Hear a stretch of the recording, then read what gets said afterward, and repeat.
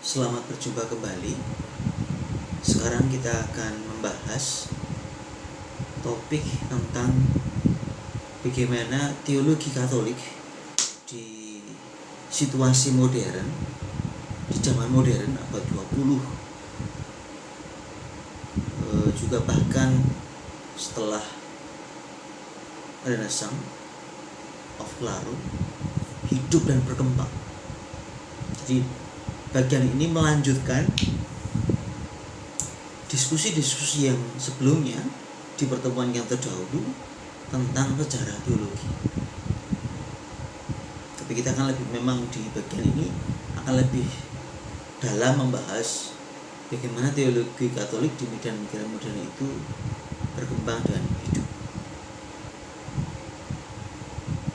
Baik, mungkin teman-teman pernah melihat gambar ini.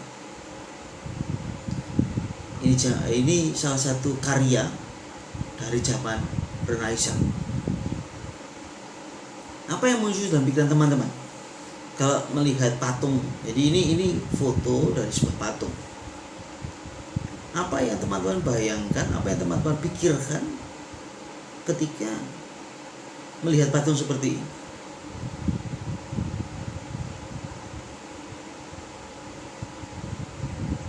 Baik teman-teman,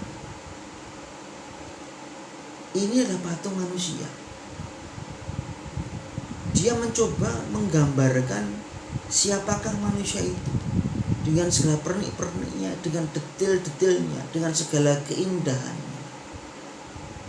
Jadi manusia itu sesuatu yang penting, sesuatu yang berharga, sesuatu yang pantas dikenang, sesuatu yang indah, pantas dikagumi.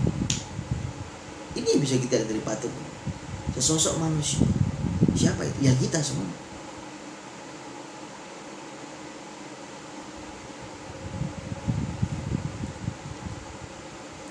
Berikutnya, apakah teman-teman pernah melihat atau mengerti gambar apa ini? Ini gambar apa?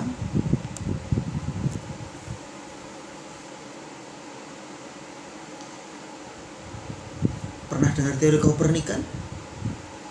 Ini adalah gambar bumi. Ini ada gambar tata surya. Sebelumnya orang berpikir bahwa matahari mengelilingi bumi. Bumi itu datar.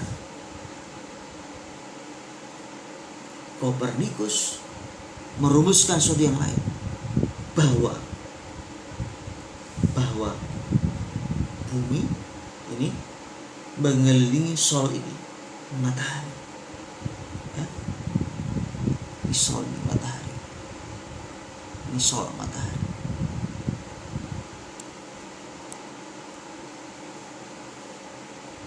Kopernikus dihukum, dianggap bid'ah segala macam. Tapi ini yang terjadi. Manusia tidak mau lagi jatuh pada pemikiran lama, tapi mencoba menemukan yang baru.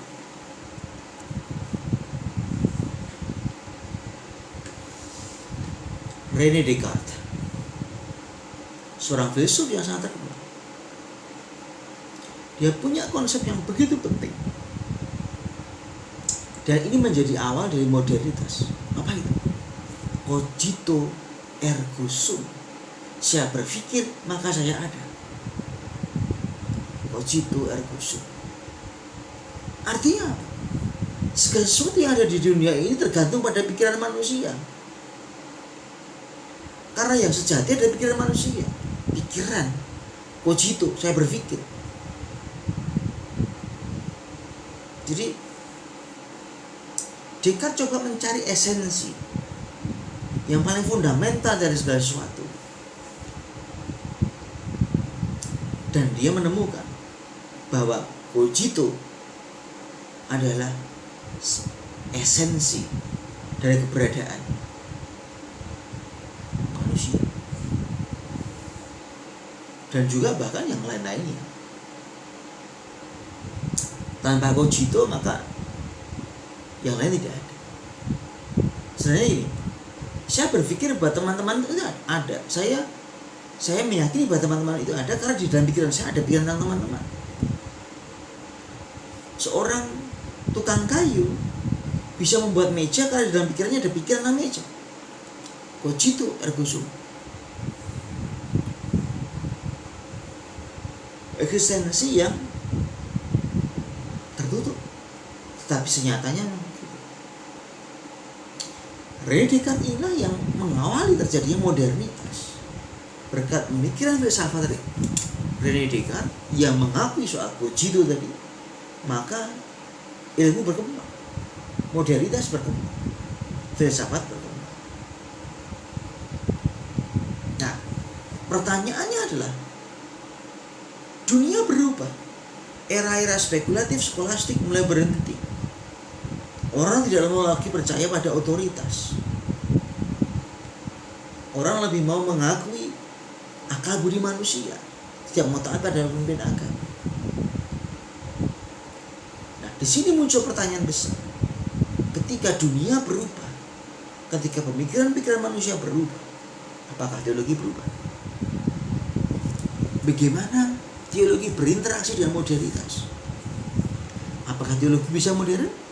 Atau gereja kembali ke abad kegelapan? Ini pertanyaan yang akan kita jawab dalam diskusi ini. Nah, ada 4 problem besar yang ada di zaman modern. 1. Soal kepastian iman. 2. Kebebasan dan rahmat. 3. Akal budi di hadapan Allah.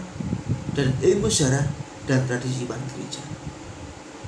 Mari kita lihat bagaimana 4 problem ini terjadi di dalam gereja modern dan perkembangan teologi modern. Kita bicara soal kepastian iman. Beriman dengan pasti. Kalau kita mengatakan amin, apa artinya? Amin berarti percaya. Amin. Saya menemukan dasar kebenaran. Percaya itu seperti apa? Seperti Anda percaya ketika menginjak lantai. Anda percaya bahwa lantai ini kuat untuk Anda injak. Maka kalau saya mengatakan amin, berarti saya menemukan makna, menemukan dasar, menemukan kebenaran. Nah, kalau orang terlibat dengan kebenaran, lalu dia mengerti kebenaran itu, maka sebetulnya orang mempercayakan diri pada makna itu. Jadi ketika saya percaya bahwa tanah itu kuat, maka saya tidak ragu-ragu untuk menginjaknya, untuk memijakkan kaki saya di situ, supaya tubuh saya bisa berdiri. Maka mengerti berarti memasrahkan, mempercayakan diri pada apa? Apa yang dimengerti itu. Maka kalau saya mengerti sesuatu, saya punya dasar pendirian, menangkap dasar itu sebagai makna hidup kita. Contoh. Kalau saya tahu bahwa itu pintu, kalau keluar masuk sebuah ruangan, saya akan masuk pintu, gak lewat jendela. Kenapa? Saya mengerti apa itu pintu, dan saya mempercayakan bahwa kalau saya lewat pintu itu, saya bisa keluar ruangan atau masuk ke dalam ruangan. Mengerti berarti pasrah, mempercayakan diri, menerima, menangkap dasar itu dan mengubah hidup saya. Orang yang keluar masuk ruangan lewat jendela itu berarti tidak mengerti apa artinya jendela, apa artinya pintu. Maka kalau saya beriman, itu saya mengerti karena saya mempercayakan diri saya. Kalau saya percaya kepada Yesus, kepada Tuhan, berarti saya mengerti karena saya percaya, mempercayakan sesuatu. Maka mengerti juga, mengerti berarti saya melampaui diri saya sendiri.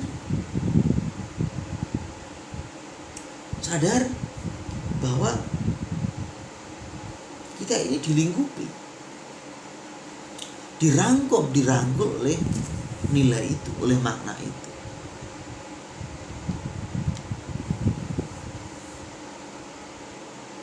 Jadi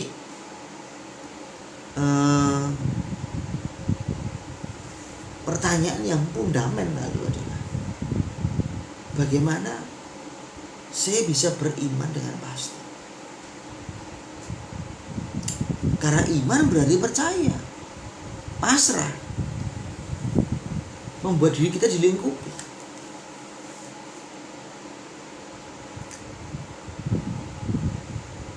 Bagaimana saya bisa beriman dengan pasti? Karena iman saya adalah pengertian saya, adalah kepasrahan saya. Ini pertanyaan dasar yang dijawab. Nah,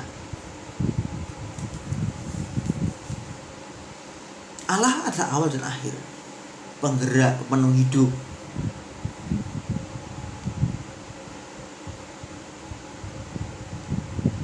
Tempat kita minta jawaban, kenapa kok saya mengalami ini dan mengalami itu. Saya mau dibawa kemana sih Tuhan sebetulnya dalam hidup saya. Jadi kalau saya beriman, saya bisa tentang makna. Maka kalau berteologi, kita bertanya soal makna hidup. Diri khusus dalam teologi berusaha menjelaskan keyakinan dan pendirian hidup sebagai kebenaran. Bagaimana ini bisa dibuat, dilalui. Maka kalau saya berteologi, hasilnya apa? Pandangan, bukan solusi praktis. Karena ini teologi. Nah, ketika orang dia tidak pasti, maka orang mencari kepastian. Ketika orang berteologi, orang mencari kepastian hidup. Teologi menjadi gerakan secara umum dari penciptaan menuju pada penyempurnaan dunia. Ini yang dituju dalam teologi. Erasmus mengatakan, saya tidak mandang bahwa saya sudah ngerti. Saya juga tidak menggunakan akal budi saya. Saya bicara soal apa yang menggerakkan budi saya. Nih, Francisco de Vitoria mengatakan soal kodrat semua manusia. Kodrat itu sesuatu yang menjadi pangkal mandiri manusia. Ini dasarnya dikembangkan melalui hak-hak. Nah, hukum kodrat adalah usaha martabat membela kemerdekaan, membela kebebasan, martabat dia sebagai manusia. Ini kodrat, rasalah berarti. Thomas Caethanus mengatakan, kodrat dipisahkan dari rahmat. Rahmat adalah semata-mata rahmat Allah.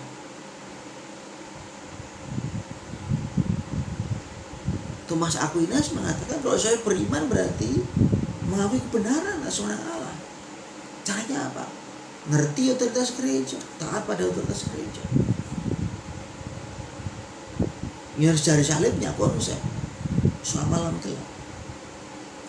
Orang diajak meresapkan dirinya sama dalam kerajaan Allah yang harus dibangun, yang terbentuk dalam gereja ini. Nah, bagian ini pantas ditutup, dijelaskan dengan sebuah pengalaman malam gelap dari Yohanes Salib. Tapi sebelumnya saya akan bicara soal Rahner. Apa yang dikonsepkan oleh Rahner ketika saya beriman? Beriman itu seperti melompati sebuah jurang. Jadi gelap, dalam. Saya tidak tahu seberapa dalamnya, karena di dalam itu sebuah semuanya gelap. Tapi saya yakin, saya percaya, maka saya melompat. Gitu. Beriman itu seperti melompati jurang. Saya tidak tahu berapa dalamnya jurang itu, karena semuanya serba gelap, serba tidak pasti. Tapi saya melompat karena saya percaya. Ini beriman. Yohanes dari Salib punya konsep the cloud of unknowing, malam gelap. Semakin kita mendaki semakin tinggi, yang adalah kegelapan. Apa itu kegelapan? Iman menyebabkan kegelapan dan penolakan atas segala sesuatu, atas pemahaman dalam akal budi manusia. Nggak bisa. Pemahaman lalu dibuat. Iman, harapan melahirkan kekosongan akan kepemilikan dalam ingatan. Kasih menghasilkan ketelanjangan dan kekosongan perasaan dan kegembiraan dalam segala sesuatu yang bukan Allah. Jadi kita kalau beriman itu ada iman, harapan dan kasih. Kalau saya beriman, maka pemahaman akal budi saya itu menjadi gelap, menjadi tidak bermakna lagi, kosong. Kalau saya berharap, maka memori-memori itu menjadi tidak ada lagi.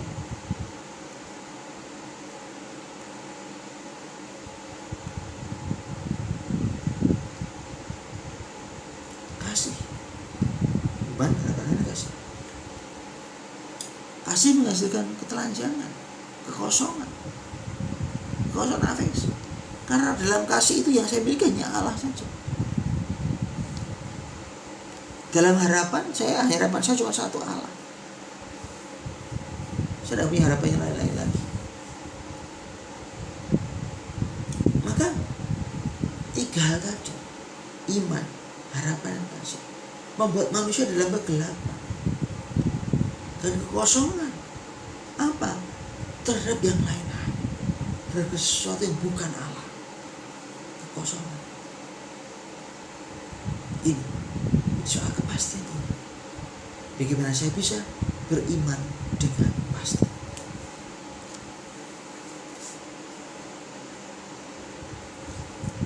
Faith is the proximate and proportionate means to the intellect for the attainment of the divine union of love.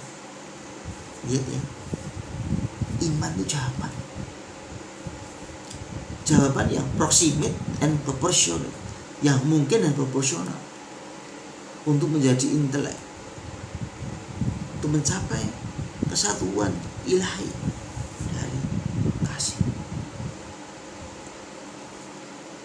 Nah, berikutnya kita bicara soal kebebasan dan rahmat. Ya, kebebasan dan rahmat. Saya mau bicara intinya dulu. Intinya itu apa sih? Ini problem apa sih?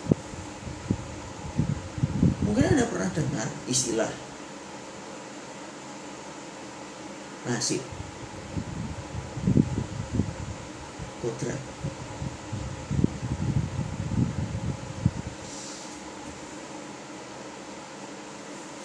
Apa artinya nasib? Nasib berarti sesuatu dari hidup kita itu sudah ditentukan oleh Allah. Kita tinggal menjalani saja. Ada mau buat A, B, C, D, dan C, itu semua sudah diperhitungkan oleh Allah, sudah digariskan oleh Allah. Allah sudah punya blueprintnya.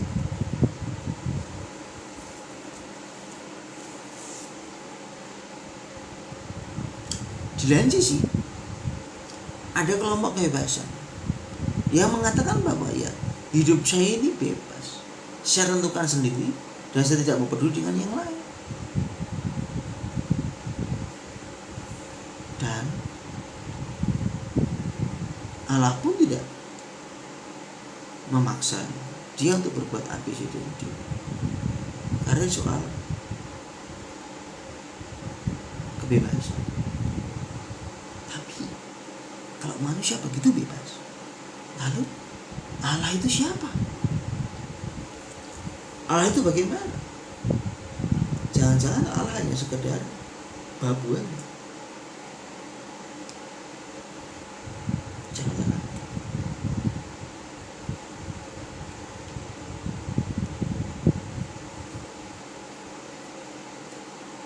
sebaliknya. Kalau rahmat begitu kuat, apa yang akan terjadi? Manusia jadi robot. Tuhan itu seperti dalang, manusia itu kayak wayang. Yang tahu alurnya ya Tuhan. Jadi ini problem.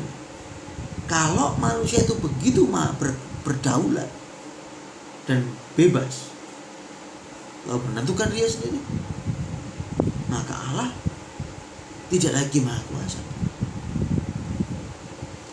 Tapi kalau rahmat Allah begitu besar, begitu hebat, sehingga kita mengatakan bahwa segala sesuatu yang kita lakukan adalah semata-mata hanya menjalani apa yang sudah digariskan oleh Allah bagi hidup kita. Ini berarti Allah menjadi sangat maha kuasa, tapi manusia bukan lagi manusia yang bermartabat.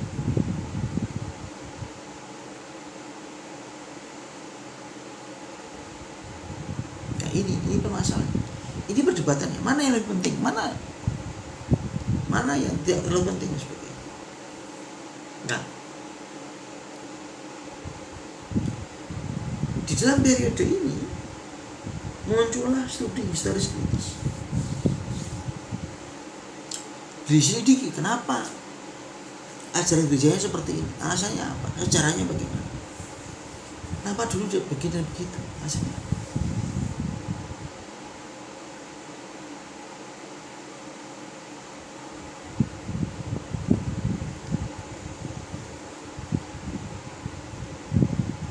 Nih, ini perdebatan dalam konsep kebebasan dan rahmat. Kalau prinsip kebebasan menang, manusia menanggapi secara secara mandiri tanpa intervensi dari Allah.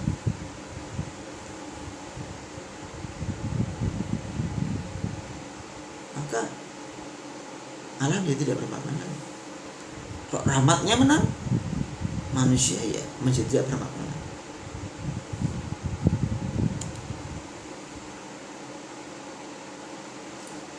Nah, apa yang dikatakan Mati Origin?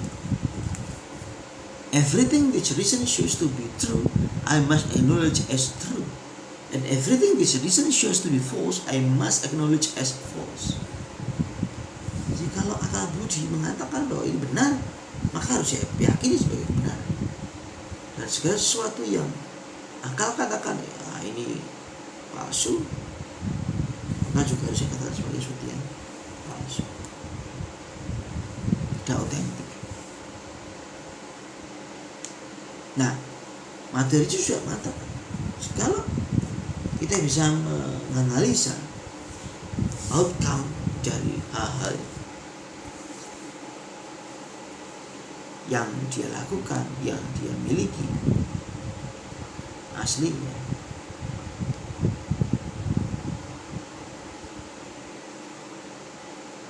maka kita bisa melihat sejatinya ini seperti apa.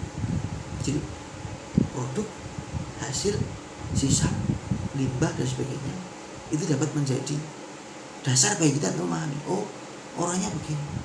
Nah, kalau di lab itu ada yang diperiksa feses, diperiksa urin untuk mengetahui terus besar ada seperti apa, urin untuk mengetahui ginjalnya seperti apa.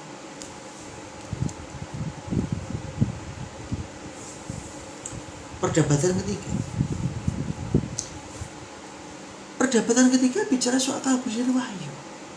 Ini bagaimana? Apakah akal budi atau wahyu?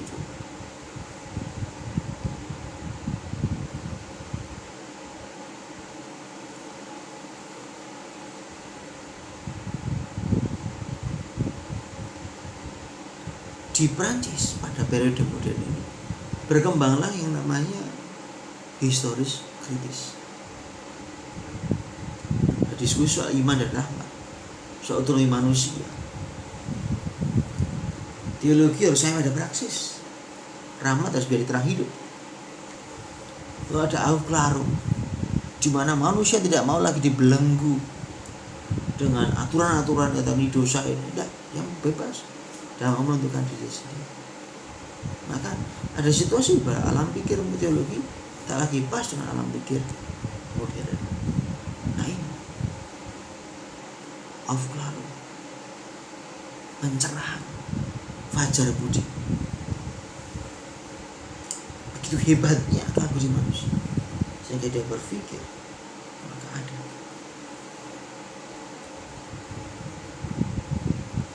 Manusia begitu dihargai. Orang berdebat, berdiskusi, belajar. Manusia belajar. Tidak hanya sekedar di biara saja, tapi di luar pun manusia dihargai. Nah, apa dampak aufklärung?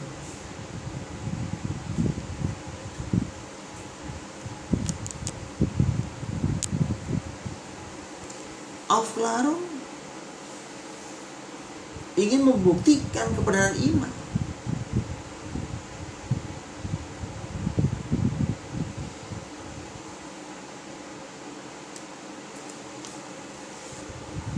Teologi praktis, humanis, kristiani,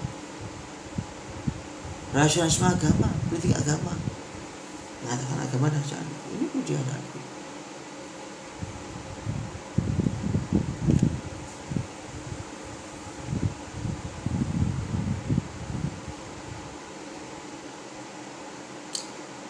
Problem akal budi dan wahyu ini begitu kuat. Akal budi manusia bersifat historis. Sejarah Allah memperlihatkan bahwa manusia buta dan rindu akan pencerahan. Kebiasaan ditemukan dalam sabda Allah yang mendidik dan menebus.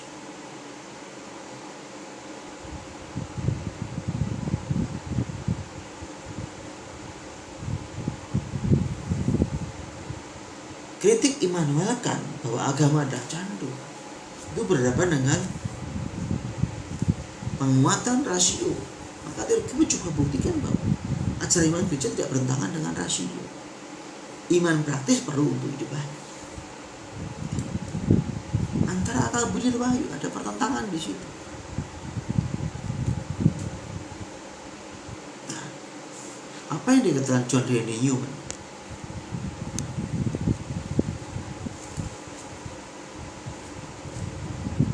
Kepada seorang pendosa seperti saya, apa yang tersisa?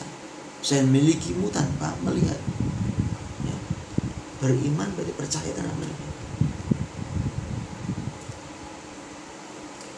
Aku percaya bahwa aku akan lebih terpuji jika saya percaya padamu daripada aku melihatmu.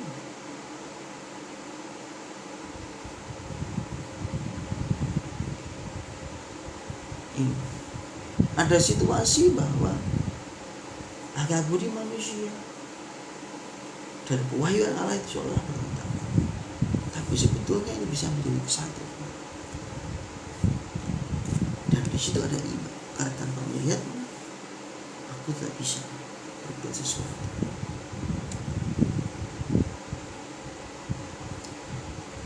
Problem yang keempat, wahyu Allah dalam sejarah manusia. Saya mau bicara sederhana sekali.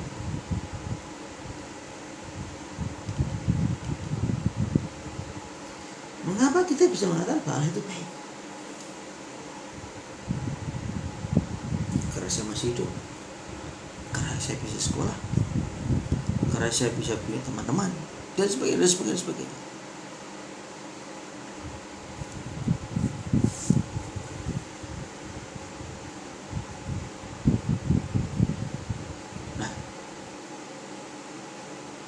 Kita lalu mengatakan bahwa karya Allah hadir dalam sejarah hidupku sebagai manusia. Nah, dalam problem ini, wahyu Allah dalam sejarah manusia ini, kita bisa melihat bahwa sebetulnya Allah itu bukan Allah yang jauh, tapi Allah yang begitu dekat dengan manusia. Jadi apa yang kita alami itu adalah pewahyuan dari Allah. Jadi wahyu Allah dalam sejarah manusia.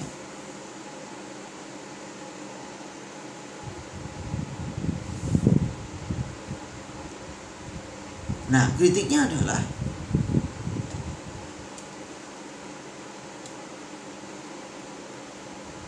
kritiknya lalu menjadi yang namanya, kok sejarah Allah sama dengan sejarah manusia kan tidak sebanding. Ini kritik yang muncul. Jadi orang berpikir bahwa ya wahyu Allah itu hidup dalam sejarah manusia. Kalau saya merefleksikan Allah yang baik hati, di mana saya lihat? Saya mulai ya hidup saya sehari-hari. Ini wahyu Allah itu tempatnya di mana? Dalam sejarah manusia. Nah, terkait dengan itu, kita akan melihat bagaimana ilmu sejarah itu masuk dalam ilmu sejarah dan tradisi gereja itu ada berkembang. Ini mau kita lihat. Yang pertama itu harus lihat adanya revolusi Prancis yang menuntut fraternity, equality, dan liberty. Orang mau otonom, orang tidak mau ribet ini dan itu dan itu.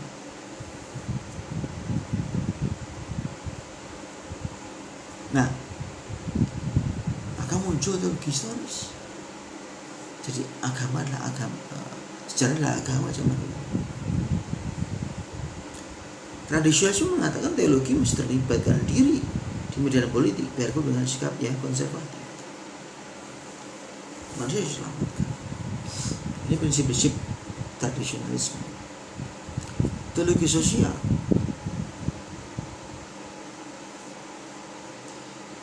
Lamennais mengatakan bahwa gereja harus memisahkan diri dari negara dan terlibat dalam perjuangan melawan penindas.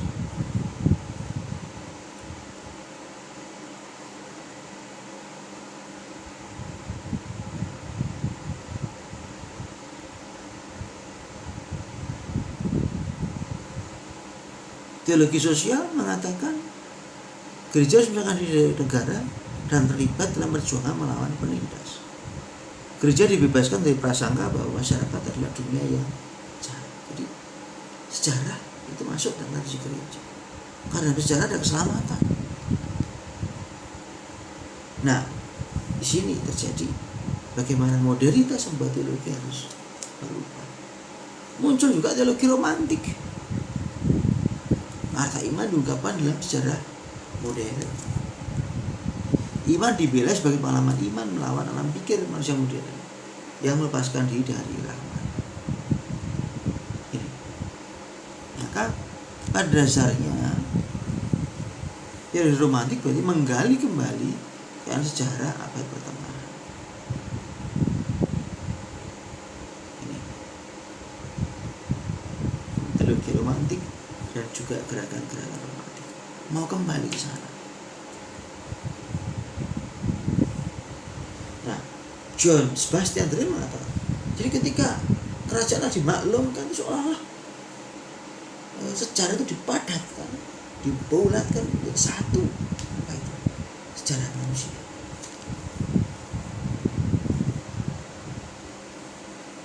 Adam Baller mengatakan daya kekuatan gereja nyata dan dialami dalam umat-umat. Itu dalam iman sebagai gereja.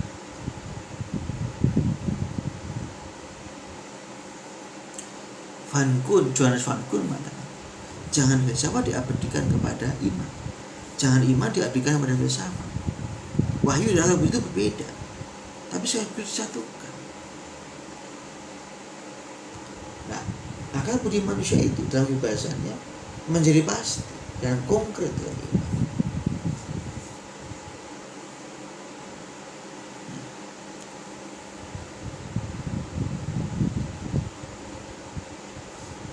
Akhirnya neoskolastik ingin kembali pada sumber-sumber pada ajaran skolastik. Maka dibuat usaha-usaha untuk mendamaikan wahyu Kristiani dengan pikiran sejarah modern. Lalu juga berkembang konsep infalibilitas Paus. Maka dipadahi dengan neoskolastik, tradisi sejati berarti tidak mengubah, tapi ya berpegang pada warisan ajaran kuno yang selalu sama di semua tempat dan di segala penjuru.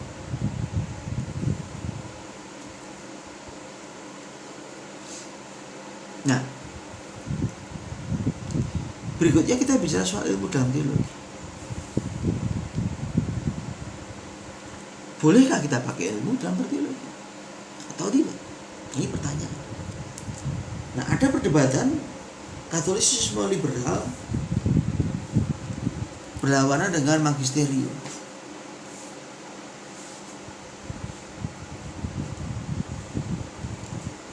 Dollinger mengatakan teologi ilmiah mesti mengakui asas perkembangan historis, mengetahui dan tepat pada ajarannya. Jadi teologi ilmiah itu ya harus pakai akal budi manusia.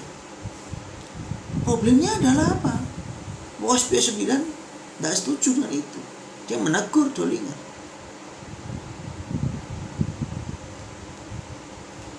Menurut dia magisterium itu mengikat karena dia mencoba menjamin utuh kebenaran wahyu.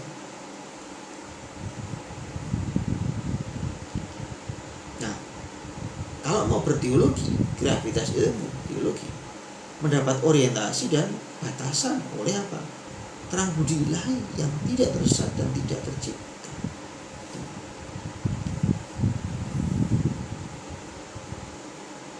Nah, Paus Pius IX membuat silabus Erorum karena berpikir bahwa teologi ya teologi spekulatif atas wahyuan Allah. Ini dikutuk. Teologi modern dikutuk karena apa? Menurut dia berjuis. Allah disamakan dengan hidup manusia, hidup di dunia. Kalau tadi ngomong secara Allah, secara manusia dan secara karya sama Allah, dia berpikir, wah ini kalau begitu Allah direndahkan. Muncul secara wahyu dengan akal budi manusia. Dikutuk esek-esek dogmatiknya semata bekerja secara historis. Maka di dunia modern, di zaman modern itu susah untuk mempertanggungjawabkan iman dalam masa modern. Karena apa? Ruang gerak teologi itu begitu sempit sekarang. Tidak menjadi terlalu luas lagi. Maka di sini terjadi yang namanya konflik antara magisterium dan juga modernisme. Teologi-teologi yang mengatur ajaran modernisme dia ingin berkembang, membaharui diri terus. Tapi magisterium tidak mau. Ini. Jadi seringkali gereja dia terlalu komit dan itu membuat susah, tidak bisa berkembang.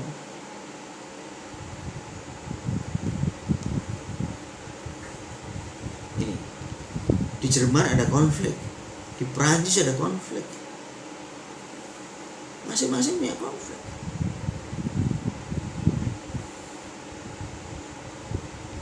Tapi gereja yang maunya tetap seperti tadi.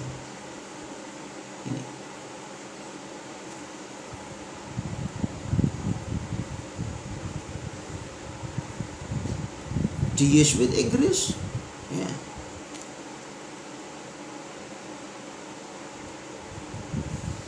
memandang bahwa ya harusnya magisterium mau menerima, tapi ketika dia menuntut mengusahakan akomodasi yang lunak dengan ajaran-ajaran para teolog, justru gereja makin keras dan bahkan dikutuk.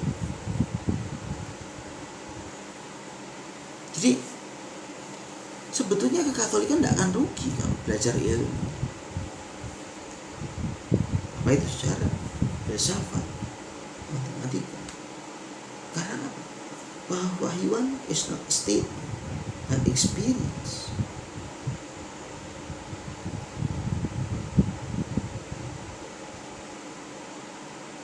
Dogma gereja tidak memberi isi bagi pengalaman religius. Dogma hanya mengungkapkan pengalaman religius sesuai dengan zaman. Dogma itu tidak berisi pengalaman religius, tetapi mengungkapkan sesuatu yang sedang berkembang pada masa itu, pada periode itu. Paus Pius 10, nah ini lanjut lagi, Decretum Lamentabili.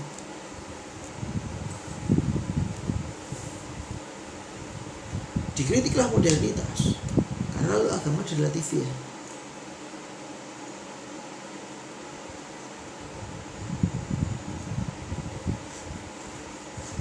Ensiklik Pasiendi menolak teologi modern. Jadi ngeri. Dunia modern berkembang, tapi gereja menolak modernitas. Maka pendek kata apa yang bisa kita simpulkan dalam berdinamika berteologi? Jadi iman itu selalu bersifat subjektif. Ya. Iman itu subjektif. Dan iman itu selalu adalah karunia. Karena melampaui akal budi. Nah, iman itu berarti apa yang ketiga? Meneruskan jalan Yesus Kristus. Kalau Anda diam saja, Anda tidak beriman sungguh. Tapi orang yang beriman sungguh meneruskan jalan Yesus Kristus. Maka iman itu sesuatu yang dikontemplasikan.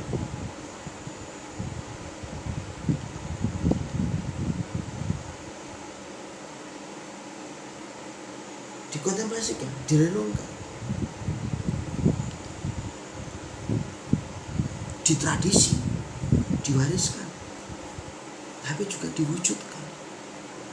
Maka iman itu juga berkontemplasi, berdoa, diwujudkan dalam tradisi, ditradisikan, dibiasakan, dan diwujudkan. Ini.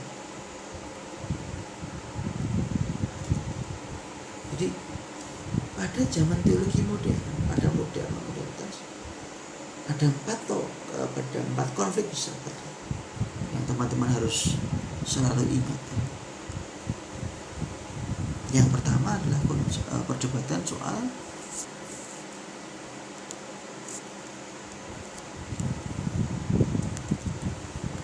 kepastian iman. Bagaimana saya beriman dengan pasti? Yang kedua, bagaimana hubungan kebebasan dan rahmat? Yang ketiga, bagaimana akal budi di depan wahyu Allah?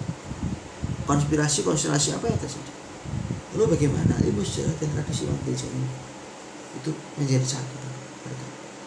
Nah, problemnya adalah ketika timbul kemauan modern, tetapi magisterium seringkali tidak mampu menangkap itu. Sebabnya belum dikaitkan di sini. Nah, berikutnya tadi seperti saya katakan, setelah 4 problem itu, lalu pertanyaannya adalah ilmu sejarah. Wahyu Allah dalam sejarah manusia. Jadi sejarah menjadi pusat sekarang ini. Ini teologi positif. Teologi positif. Ini.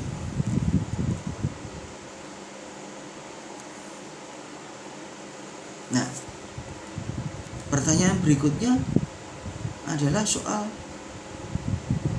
bagaimana sejarah itu, sejarah Allah adalah sejarah manusia, jadi konflikkan oleh manusia. Maka semakin modern sebenarnya gereja ini makin tidak modern, dunia yang modern, tapi orang-orangnya tidak makin modern. Ya, jadi kalau saya berteologi, maka saya harus berkontemplasi, merenungkan, lalu mentradisikan itu dalam bahasa manusia, lalu mewujudkannya dalam kegembiraan, pengharapan, kesedihan dan kecemasan manusia. Bisa jadi dulu di bagian ini. Kalau ada pertanyaan sebagainya, nanti kita bahas di kelas diskusi. Terima kasih.